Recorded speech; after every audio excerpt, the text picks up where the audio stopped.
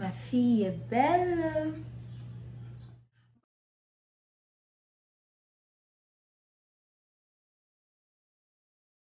Bonne fête des mamans!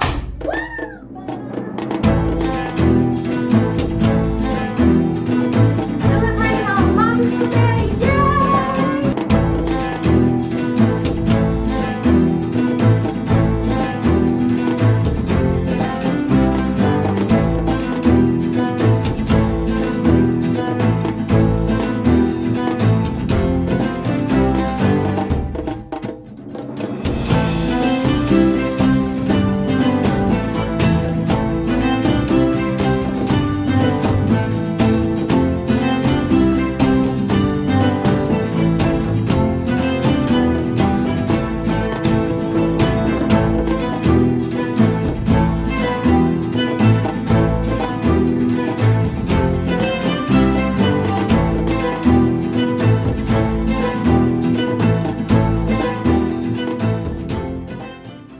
C'est la fête des mères dans le monde francophone. J'avais déjà l'idée de cette vidéo depuis mars, mais j'ai décidé de la garder afin de la publier à l'occasion de la fête des mamans en mai. Dans cette vidéo, je vais vous partager 3 anecdotes qui m'ont fait plus aimer ma mère et qui m'ont aussi fait beaucoup rire. Je vais vous partager un peu de sa bonne humeur. Vous savez, nous aimons nos mamans parce qu'elles prennent soin de nous, parce qu'elles sont à l'écoute, parce qu'elles sont nos mamans tout simplement. Mais ces 3 anecdotes m'ont permis de voir ma mère au-delà de son rôle de maman en tant que personne humaine, de voir ses qualités, tout ce qu'elle est. Et tout ça m'a inspirée et a fait de moi celle que je suis aujourd'hui. Et j'ai décidé de partager tout ça avec vous. Donc sans plus tarder, nous allons commencer avec ces 3 histoires. La première histoire, on va l'appeler Benita et sa remise de prix. Voilà, j'étais en 6e, j'étais en train de passer en 5e. C'était les vacances, j'étais à la maison, je me levais à l'heure à laquelle je voulais, je vivais la belle vie. Quand un jour ma mère elle est sortie, elle est allée en ville, elle est revenue, elle m'a dit: ah Benita, demain c'est la remise des prix à ton école, parmi les premières, donc on va te donner un prix. Ok. De toute façon, moi, je m'en foutais un peu parce que je passe déjà avec une moyenne très satisfaisante. La veille, elle m'a arrangé les cheveux et le lendemain, on s'est apprêté pour aller au lycée. Au lycée, oui, parce que je fais le lycée Topha de Porto Novo. Donc, si vous êtes promotionnaire avec moi ou que vous faites partie de la team des gazelles, levez le doigt dans les commentaires. Quand on est arrivé au lycée, le lendemain, moi, j'étais habillée en civil parce que c'est les vacances. Mais arrivé au lycée, on nous a dit que non, madame, vous devez porter kaki. Qui porte kaki pendant les vacances? En tout cas, ma mère avait une connaissance dans la zone du lycée parce que notre maison était assez éloignée du lycée. On ne pouvait pas aller et revenir. Donc, on est allé chez une de ses connaissances qui avait une fille qui fréquentait aussi au lycée. Donc, cette fille-là m'a passé un de ses kakis que j'ai enfilé par-dessus mon t-shirt et mon pantalon. Là, on est revenu au lycée, on nous a installés au réfectoire. Ils avaient aménagé la salle, ils avaient mis dans une rangée les élèves et dans une autre les parents. Et immédiatement après, la cérémonie avait déjà commencé, le proviseur donnait son discours, les discours, etc. Et immédiatement après, ils ont commencé la remise des prix aux élèves de la 6e. Et ma 6e était la première 6e de l'établissement. Donc, ils ont appelé la première de ma classe et ils m'ont appelé moi aussi devant. Donc, on arrive et là, on s'apprête à nous donner nos prix. Quand seulement j'entends: excusez-moi, il y a une erreur. En fait, elle n'est pas la 2e. La première est là maintenant, elle est la 3e. Mais nous allons quand même lui donner un prix parce que pour le dérangement, on fait ça. J'ai senti mon cœur descendre dans mon ventre. J'étais en mode: oh my God, qu'est-ce que c'est que ça? J'ai senti rapidement les larmes me monter aux yeux. Franchement, j'avais envie de pleurer. Imaginez-vous, par exemple, un concours de beauté ou n'importe quel concours. Et on vous appelle devant, dit à monsieur ou mademoiselle telle, la première c'est, ou le premier c'est, et immédiatement après on dit, oh excusez-nous, en fait, il ou elle n'est pas la première, c'est une autre personne. Devant le monde entier. C'est quelle honte ça? Genre, oh my God. Je me suis dit, Béni, calme-toi. Parce que une chose dont j'ai horreur, c'est de me mettre à pleurer devant les gens. Il faut commencer à dire, oh la pauvre. Et puis, oh Seigneur, j'ai pas besoin de tout ça. Je me suis calmée, j'ai essayé de retenir mes larmes. Et je ne savais plus vers qui me tourner. J'ai tourné la tête, je me suis rappelé que ma mère était là. Je l'ai regardée. La dame, elle était là, calmement, fatiguée, en train de somnoler. Elle savait qu'il en a pris vite. Mais elle-même, quand je l'ai regardée, je l'ai vue en train de se réajuster dans sa chaise. J'ai dit, ok, j'ai vu mon Dieu là. Je me suis dit, merci Seigneur. Quand je l'ai vue, j'ai vu qu'elle a vu et elle a entendu ce qui venait de se passer. Je me suis calmée automatiquement. Ils m'ont donné pris là. Et comme ça, les gens me regardaient avec pitié. Tchou, la pauvre. Oh, j'ai serré les dents, j'ai pris mon prix. Je suis allée, ma cérémonie a pris fin. On nous a dit, bon, maintenant, vous pouvez aller prendre des sandwichs de rafraîchissement. Donc, moi, j'ai entendu ça, j'ai couru, je suis allée à la salle parce que on parle quand même de sandwich. Tout enfant normal de mon âge, en pleine croissance et qui se respecte, ne manque pas ses rendez-vous du sandwich. Donc, moi, j'ai couru pour aller dans la salle de sandwich. Moi, j'étais en train de ressortir de la salle quand j'entends, où est la fille? Où est la fille? Je me dis, qu'est-ce qui se passe? Et le MC, celui qui avait parlé tout à l'heure, il dit, oh ma fille, excuse-moi, toutes mes excuses, c'était ma faute, c'est mon erreur. Ah, je suis sincèrement désolée. En plus, aujourd'hui, c'est ton anniversaire. J'ai aimé sa démarche. Parce que nous vivons dans une société en Afrique où les gens ne considèrent, bon, c'est pas tout le monde, hein, mais souvent on ne considère pas les enfants. On dit souvent, c'est juste un enfant, tout ça. Mais il s'est fait que j'ai été blessée. Pas juste moi, Benita, une petite fille, en tant qu'une petite fille, mais Evenussechi. Ça m'a fait mal. Le fait qu'ils soient venus et disent, oh ma fille, excuse-moi. Moi, j'avais déjà oublié. J'étais déjà content de ça. En plus, il m'a donné 3 sandwichs. Et là, ma mère, c'est elle qui a dit au monsieur, vous aurez dû nous appeler en coulisses pour nous le dire. Ça ne se fait pas, que ce soit son anniversaire ou pas. Mais fait cela, franchement, je ne suis pas d'accord. Et là, il y avait aussi le proviseur du lycée Tofa. En son temps. Seulement, elle se lève. Les gens sont en train de parler entre eux. Moi, j'ai déjà récupéré mes sandwichs. Mais madame se lève et dit, hé, madame, ça suffit. De toute façon, ce n'est qu'une enfant. Vous allez permettre qu'on fasse cela à votre enfant? Attraper la jupe de ma mère. Elle disait, maman, c'est bon, maman, viens, on va rentrer. Mais dans mon cœur, j'étais en mode, yes, mommy, go. Fais-lui sa fête. Pourquoi est-ce que j'étais contente quand ma mère remettait en quelque sorte le proviseur à sa place? J'étais nouvellement arrivée en 6e. J'étais collégienne. Ma foi, lycéenne. Ah Seigneur, je rabâchais les oreilles à mes soeurs avec cette histoire. Moi, la lycéenne, je suis une lycéenne. Anyway, je venais d'arriver en 6e. Et là, on nous administrait nos professeurs. On n'avait pas encore tous les professeurs. C'était un soir dans l'après-midi. J'ai décidé donc d'aller explorer mon nouveau lycée pour voir les choses. Donc, je suis sortie de ma classe. J'étais derrière l'infirmerie. Je me dirigeais vers le terrain, le terrain de sport. Et là, je marchais, je regardais autour de moi. J'explorais la petite qui voit son nouveau lycée émerveillé. Quand je vois venir vers moi, je vois courir un groupe de filles. Je vois derrière celle qui est censée être mon proviseur, qui court aussi derrière les filles. Mais attendez, avec sa chaussure à la main.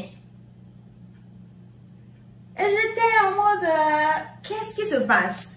C'est pas parce qu'elle court que moi, mais je vais courir. Donc je me demandais, je cours bien, je marche tranquillement. Je dis, de toute façon, je n'ai rien fait. Donc je vais continuer, elles vont continuer aussi leur course. Elle est en train de marcher à petits pas. Quand je vois les premières filles qui couraient avec le proviseur derrière, elles venaient de la direction de la résidence proviseur. En même temps, pendant que moi je marche petit à petit en me disant que ça, je ne suis pas impliquée, je vois des filles qui étaient au niveau de pédic. Pédic, c'est là où on faisait les ateliers de couture, coiffure, teinterie. Voilà. Je vois des filles qui étaient à ce niveau-là, qui quand elles ont vu et le groupe des filles courir et le proviseur, elles n'ont même pas attendu leur reste. Elles ont ramassé leurs affaires comme ça et puis elles ont commencé, elles se sont mises à courir. Donc, celles qui ont commencé à courir maintenant, elles étaient en avance sur les premières qui couraient. J'ai dit, hein, si celle-là court, proviseur court, tout le monde court. Ah, c'est mieux moi, mais je vais courir. Hein. Je me disais ça quand en même temps je regarde de l'autre côté, je vois tout le monde, soit les filles, soit elles rentraient dans leur salle de classe, soit elles se mettaient à courir. J'ai dit, ah, bon, j'ai commencé à courir. Et il faut savoir que là, puisque j'étais collégienne, madame la lycéenne, j'avais un sac en bandoulière que mon père m'a acheté. Ma mère aussi en sixième m'avait acheté un sac, mais c'était un sac à dos et je lui ai dit que non, ça c'est pour les écolières, que moi, je n'étais plus à ce niveau. J'étais une collégienne en bonne et due forme, donc franchement, c'était le sac en bandoulière ou rien. Donc j'avais mon sac en bandoulière, je courais. Je courais sans même savoir pourquoi je cours. Tout le monde courait comme des folles. Moi, je ne comprenais pas. Et je n'aimais pas le fait que je sois en train de courir. Mais je n'avais pas d'autre choix. Et là seulement, j'entends...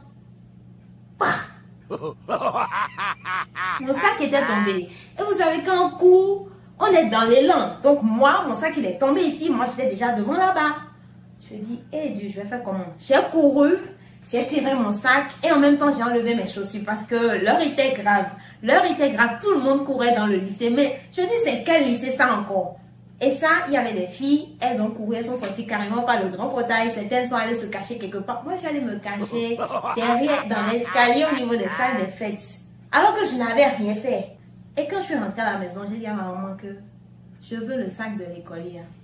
Donc elle me dit, ah, tu n'es plus collégienne, tu n'es plus lycéenne. Toute l'année, les gens m'ont critiqué. Ah, notre collégienne, il n'y a plus le sac en bandoulière. Deux grandes choses que je retiens de cette première anecdote, c'est que certes, les enfants doivent respecter les plus grands, mais les plus grands aussi devraient pouvoir s'excuser auprès des enfants lorsqu'ils ont blessé ces derniers. Il ne s'agit pas de s'agenouiller en grand geste, pardonne-moi, il suffit juste de dire excuse-moi. Parce que voilà, les enfants les plus petits aussi, ils ont des âmes qui se sentent blessés. Donc, ça ne coûte rien de présenter des excuses. Non seulement l'enfant saura que pour être respecté, il faut d'abord respecter les gens et qu'il faut respecter et petits et grands. Ça crée de meilleures personnes pour l'humanité tout simplement. La deuxième chose très importante, c'est que je me suis sentie seule, humiliée devant les gens, seule, vulnérable, avec des yeux braqués sur moi quand la chose s'était passée. Mais là, ma mère s'est levée et m'a défendue. Elle pouvait se taire et dire c'est bon, c'est fini, on va rentrer à la maison, c'est bon. Et je serais rentrée à la maison, mais ça m'aurait rongé, ça serait sur mon cœur. Mais là, elle s'est levée, elle m'a défendue contre vents et marées devant le monde entier. Et là, je me suis sentie la fille de quelqu'un.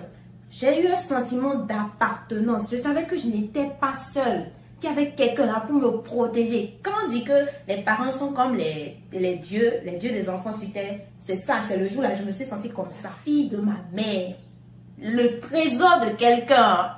Mon amour pourrait se découper, piou, piou, piou, piou, piou, piou, le jour là. La deuxième anecdote, c'est maman et Benita encore, qui étaient allées en ville.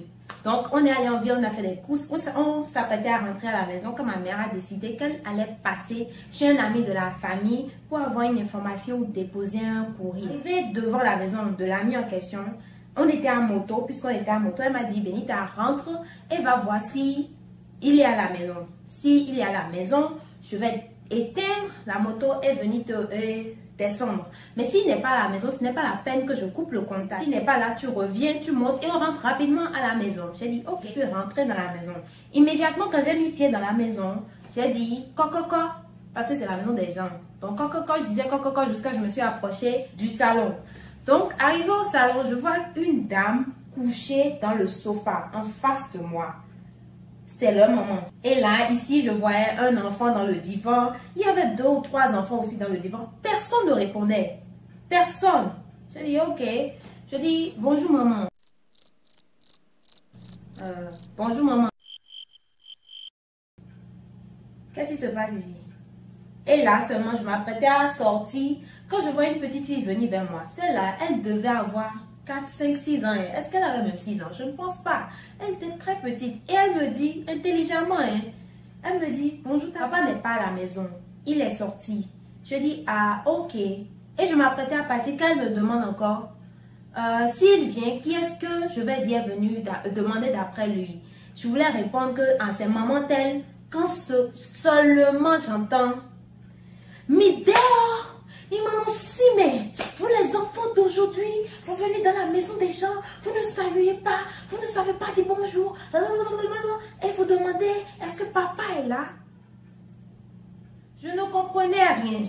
Donc je dis immédiatement, pardon maman, pardon. Je ne sais pas, peut-être j'ai commis une erreur, j'ai fait quelque chose, je ne sais pas. Je demande pardon en même temps pour éviter les conflits. Et puis moi, mes parents, ils ne badinent pas. Hein. Si tu vas dehors, tu fais l'impoli, on va t'insulter, on va même te taper encore. Donc moi, franchement, le bâton, c'est pas mon ami. Mais là encore, je demande pardon sans savoir même ce que j'ai fait de mal. La dame, au lieu de se calmer, continue encore à parler. Vous les enfants, vous êtes impolis. Je dis, tu n'as rien fait, tu m'insultes. Je dis, pardon, tu parles encore. Bon, il faut rester là. Je suis sortie de la maison. Quand je suis sortie, je suis retournée vers ma mère. Je m'attendais à ce qu'elle dise, hein, vous sortez, vous faites les impolis au dehors, nanani, nanana. Mais là, je lui ai dit ce qui s'est passé. Et sa réaction m'a étonnée. Elle dit, hé, elle t'a dit ça? Ah bon? Elle pense que tu es la petite fille qui vient chercher son mari à la maison. Monte la moto, rentre. Quand on rentrait, un de ses enfants qui était dans le salon et qui ne répondait pas, quand je parlais, il a couru au portail pour voir qui était ma mère, avec qui j'étais venue. Et il s'est rendu compte de l'erreur qu'ils avaient faite. Parce que quand même, la dame, elle a crié sur l'enfant de l'ami de son mari. Le monsieur en question, il est venu bien plus tard. On a présenté des excuses. Et le monsieur disait que sa femme, c'est ce qu'elle faisait toujours avec tous les enfants. Il n'y avait que la petite fille là qui sauvait son honneur. Toutes les fois que les gens viennent à la maison, elle ne fait que les agresser. Je me suis dit, hey, celui qui a écrit dans le bouquin que marie-toi à une femme, marie-toi quand même. Si tu trouves une femme bonne, tu seras heureux. Si tu te trouves une femme à carrière, tu vas devenir philosophe là. Il avait raison. Là, ce que j'ai aimé avec ma mère, je m'attendais à ce moment-là, à ce qu'on m'insulte, on me traite d'impoli et tout ça. Mais au contraire, elle a encore pris ma défense. Elle a cru en moi. Voilà. Elle a cru en moi. Elle m'a écouté. C'est très important. Prenez la peine d'écouter vos enfants. Souvent, de nos jours, quand une grande personne vient et parle, immédiatement on se met à taper les enfants. On n'attend même pas d'entendre leur version. Nous sommes des enfants. Nous faisons des choses sans même savoir que en fait ça ne se fait pas. Donc au moins écoutez notre version des faits. Pourquoi est-ce qu'on l'a fait? Nous dit, ah, ce n'est pas bon, ne fais pas ça en société. Prenez la peine d'écouter vos enfants. Ne pensez pas qu'ils sont des impolis ou ci ou ci ou ça. Elle a pris la peine de m'écouter, de m'entendre et m'a défendu. Franchement, ça m'a fait du bien. Parce que d'habitude, vous êtes impolis. Je suis encore sentie comme la fille de ça, mais au creux. Je pose. Troisième et dernière anecdote. Cette fois-ci, on retourne encore au lycée. C'est drôle parce que la première anecdote, j'étais en 6e au lycée. Et cette dernière anecdote, j'étais en terminale au lycée. Le début et la fin. Donc moi, j'étais en classe de terminale et ma soeur, elle venait d'avoir le bac. On a reçu les bulletins de ma soeur. Et ma mère a remarqué dans son bulletin qu'elle avait 0 de moyenne en sport. 0 de moyenne. Pas 0 comme une des nôtres, non, 0 de moyenne. Elle demande à ma soeur, tu ne vas pas au cours de PS. Ma soeur dit qu'elle va en cours.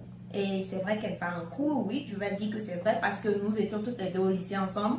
Et quand elle finissait le sport, j'allais l'attendre et on rentrait à la maison ensemble tous les jours. Et puis on parle de sport, hein. Et combien de sports personne ne sait faire pour avoir 0. Ma soeur, puisque elle avait déjà le bac, et elle n'aime pas les histoires. Elle dit, pour elle, c'est pas grave. Mais ma mère a dit que c'était pas clair. Comment est-ce que tu peux aller en cours et avoir 0 de moyenne? Donc, tu n'as fait ni interrogation, ni devoir, ni rien.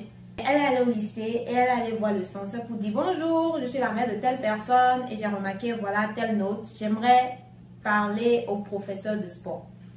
Et bon, le censeur lui a dit, le professeur est au terrain, etc. Donc, quand ma mère est allée, Ma mère dit toujours la politesse, hein. Bonjour madame, etc. Je suis la mère de telle et j'ai remarqué qu'il y avait 0 comme moyenne. Je ne comprends pas pourquoi. Qu'est-ce qui justifie cela? Et là, le professeur de sport, c'est là je dis, elle a commis une erreur immédiatement.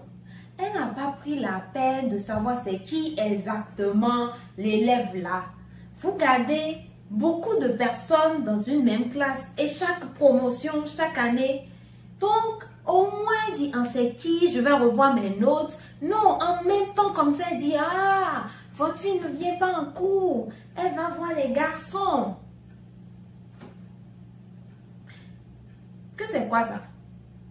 Même si la fille va voir les garçons, est-ce que c'est ça que ta profession te donne l'autorisation de noter? Est-ce que c'est son allage chez les garçons que tu es là pour noter? Non, ce sont ses cours, ce sont ses prouesses en sport. Si elle vient en cours et elle compose et tout, tu lui donnes sa moyenne. Ma mère dit, ah, c'est étrange, ma fille a dit qu'elle vient en cours. Et là, le professeur répond que ah, les enfants mentent, vous ne connaissez pas votre enfant, elle vous ment. Le professeur insistait que ma soeur n'allait pas en cours, qu'elle allait voir les garçons, qu'elle mentait, que ma mère ne connaissait pas sa fille. Là, ma mère est un peu agacée, elle dit, ok, ma fille est belle, c'est pourquoi les garçons la draguent. Ok, maman. Oh, ma fille est belle, c'est pourquoi elle va chez les garçons.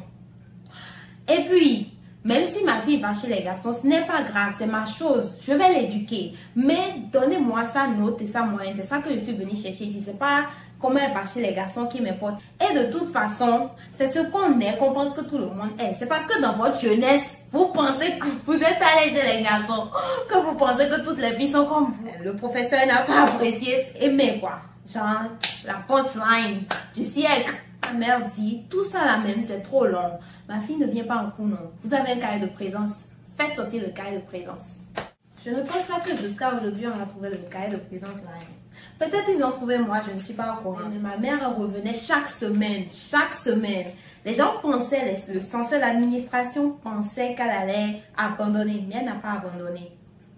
C'est dans ça là que le censeur est venu dans notre classe pour nous dire que pendant la récréation, il y aura des psychologues qui allaient venir nous parler de leur profession. Et moi, j'étais tellement enthousiaste parce que après le bac, je voulais étudier la psychologie. Donc, j'étais vraiment très contente. Je me suis dit, oh là là, je vais pouvoir leur poser toutes les questions que j'ai. Et là, vous savez, on s'assoit souvent en groupe de 6. Je pense que cette année-là, nos bancs n'étaient pas en groupe, mais quand même, j'avais mes 5 autres amis de mon groupe. Et je me suis retournée, j'ai dit à voix basse, vous voyez, les psychologues vont venir. Et là seulement, le censeur était à la porte, hein. Elle crie. Toi, Benita, là, tu penses que parce que tu es première, tu vas manquer de respect aux autorités, tu es impoli. Moi, je n'aime pas les problèmes. En même temps, je me suis dit, ah, je suis en erreur. Pardon, madame, pardon. Excusez-moi. Elle dit, ah, je parlais, tu parles. Elle a passé au moins 2-3 minutes à m'insulter. Ce que j'ai fait, ça ne nécessite pas autant d'insultes. Là, ça m'avait blessée. Parce que je tiens à ma réputation. Si quelqu'un passait par là, il va penser que je suis quelque chose. Et je n'ai pas aimé. Donc, je suis rentrée à la... J'ai raconté ma journée à maman comme je le fais d'habitude. Et elle m'a expliqué qu'en fait, je n'avais rien fait de mal. Mais que le censeur m'était... Puisque elle, ma mère, défendait la note de ma soeur et qu'elle venait chaque semaine réclamer le cahier de présence. Cela, il donnait du stress aux membres de l'administration et le censeur n'avait fait que rejeter, que mettre sa frustration sur moi. Quand elle me voit, je me rappelle de ma soeur et de ma mère et de l'histoire, du problème qui la dérange. Je recalculais la moyenne de ma soeur et tout allait pour le mieux dans le meilleur des mondes. Mais moi, je n'étais pas encore réconciliée avec mon censeur. Cette année-là, j'avais participé à un concours d'habileté oratoire. C'était à la phase finale. Et j'aimerais dire un sincère merci aujourd'hui. Je l'avais déjà dit, mais ce jour-là, toutes mes amies du lycée étaient venues me soutenir. Toutes les internes. Je suis montée sur le podium, tout le monde criait Benita. Je me suis sentie comme une star. C'était ma minute de statisticité. Si vous avez fait le lycée avec moi, si vous me connaissez, on est de la même promotion et tout et tout. Merci d'avoir été là. Ce que j'ai retenu de cette dernière anecdote, c'est la ténacité, la détermination de ma mère, son jusqu'au boutisme. D'abord, ce n'est pas tous les parents qui sont lettrés. Donc, ils ne vont même pas se rendre compte de la faille. Et de deux, supposons que ce ne soit pas ma soeur, que ce fût une autre élève qui était par exemple en seconde ou en première, où il faut forcément avoir la moyenne pour passer. Et à cause de cette note mal calculée là, la personne redouble. Donc la personne va perdre une année dans la vie qui est déjà dure là. Va perdre une année gratuitement. C'est vrai que l'enseignement c'est dur, hein, c'est pas facile. Moi, mais j'ai vu ma mère toutes ces années, c'est pas facile et on ne les paye même pas bien, etc. Mais si vous ne pouvez pas rendre les choses meilleures, c'est pas la peine d'empirer ça. Et autre chose encore, il y a encore des parents lettrés aussi qui disent c'est pas grave, tu as échoué, tu ne travailles pas.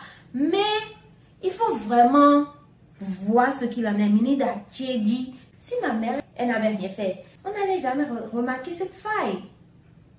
Et peut-être que cela se serait répété sur d'autres élèves qui auraient encore eu moins de chance. Ce fut un exemple pour moi. Je me suis dit, dans la vie, il faut faire attention. C'est pas parce que les gens sont professeurs et telle chose que ce qu'ils font, c'est forcément vrai. C'est une chose d'avoir une mère et c'en est une autre d'avoir une mère qui est effectivement présente dans sa vie.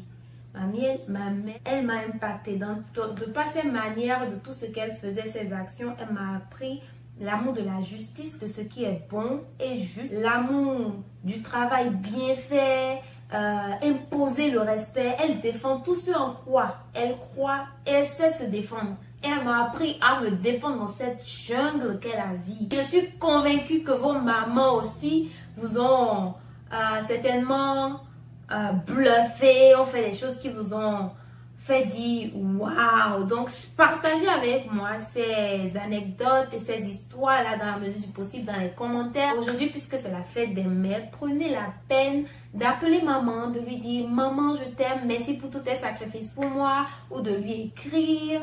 Et si vous pouvez même aller la voir pour le lui dire en face et embrasser-la. Ça ne sert à rien d'écrire sur Facebook, WhatsApp, maman je t'aime, tu es le poumon de mon cœur. Elle ne va pas lire ça. Faut lui dire ça directement. C'est mieux. Elle aime ça, ça va faire son cœur tressaillir d'allégresse. Donc, dites-le lui, ça ne coûte rien et ça renforce vos liens. Aussi, votre maman, elle est plus sur terre et elle est devenue déjà un ange. Ne vous inquiétez pas. Maman sur terre, maman au ciel. Une fois maman, toujours maman. Donc, ne pensez pas que vous avez perdu une maman. Votre maman, vous l'avez toujours. Elle est juste au ciel. Elle est un ange maintenant qui veille en permanence sur vous. Et surtout, continuez à vous battre pour atteindre vos objectifs et vos rêves. Pour lui montrer que tout ce qu'elle a fait pour vous n'a pas été vain. Que ses sacrifices n'ont pas été vains. Et que vous allez la rendre super fière. Et je suis sûre qu'elle est fière de vous. Donc, fermez vos yeux et dites juste, maman, je t'aime, tu es la meilleure et merci pour tous tes sacrifices du ciel. Elle vous verra, elle sourira et son cœur aussi se réjouira. C'est tout pour moi. Merci d'avoir regardé cette vidéo jusqu'à la fin. C'était Royal Peace en français. Au